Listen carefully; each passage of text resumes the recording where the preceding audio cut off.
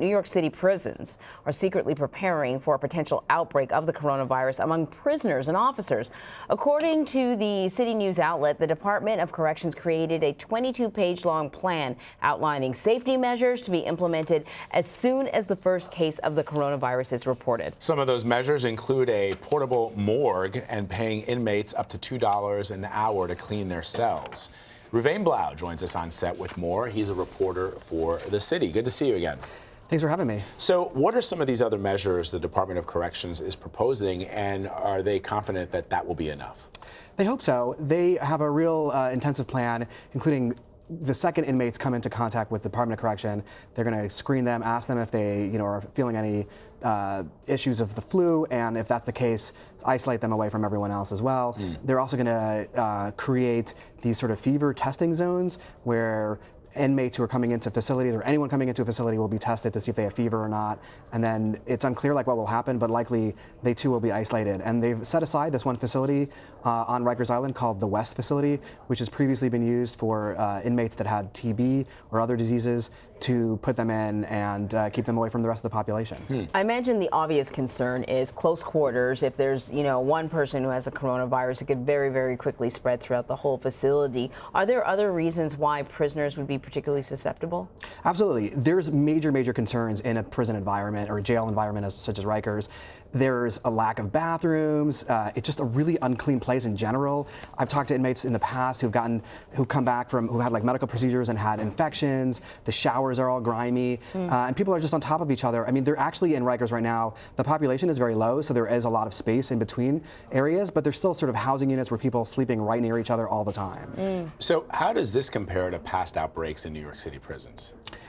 It's a really good question. They actually have had a series of issues in the past, and one of the big things that comes out is the AIDS epidemic in the past, where they really went out of their way to isolate the inmates and actually keep them in separate facilities.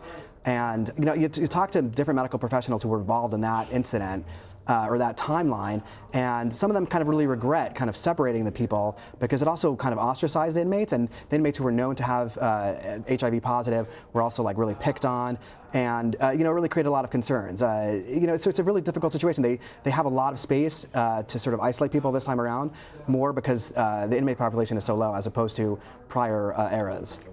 We're all sort of keeping an eye on all the bottles of hand sanitizer that we have here, and even sort of within the building, they've put up extra hand sanitizer stations.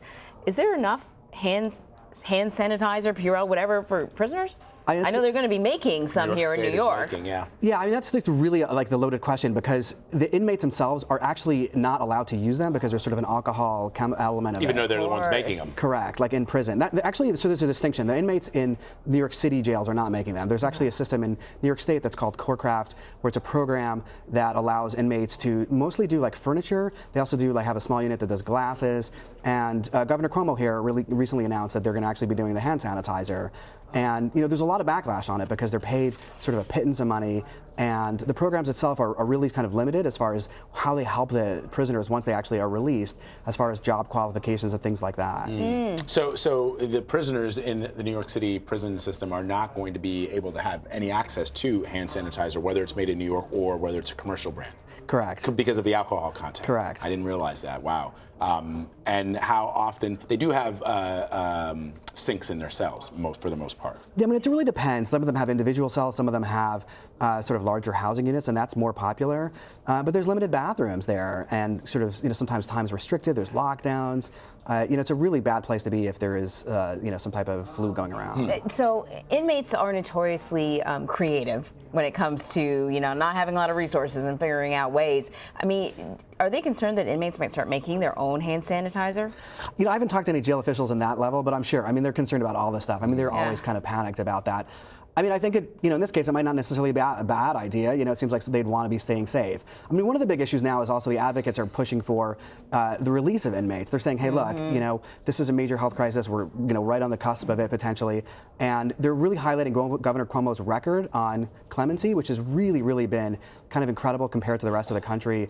He's only released a handful of inmates over the last since his entire administration, and they're really pressing for the governor to take a new look at people who are potentially, eligible for parole or eligible for clemency. There's thousands of applications that he's been ignoring for a long time. So Italy kind of chose to go in the opposite direction, and they stopped all visits from outsiders, and the result were widespread riots. I think some inmates died. Do you know if they're also considering limiting the visitation? Yeah, they are. In New York State, they've actually ordered all the municipalities, including New York City, which is Rikers Island, and all the other smaller jails in New York State, to come up with a visitation plan. And that might include limiting people who have visited these countries that are really badly affected, and anyone who might have, been sick in the recent days. Yeah. But what about the guards that are coming in and out from places that may have outbreaks? So that's a real concern as well. They, it's unclear. I mean, the city has so far said, overall, the New York City policy, actually, interestingly, has been, we don't want to know. Like, if somebody's potentially sick in your department or agency, not just even New York City DOC, but also other agencies, they've actually told the unions, hey, look, we don't want to know. Don't tell DOHMH, which is the city health department. We, as long as they're not testing positive, we don't want to hear about it. Wow. Unbelievable. All right, Reuven Blau, thank you as always for coming by. Appreciate it. Thanks for having me.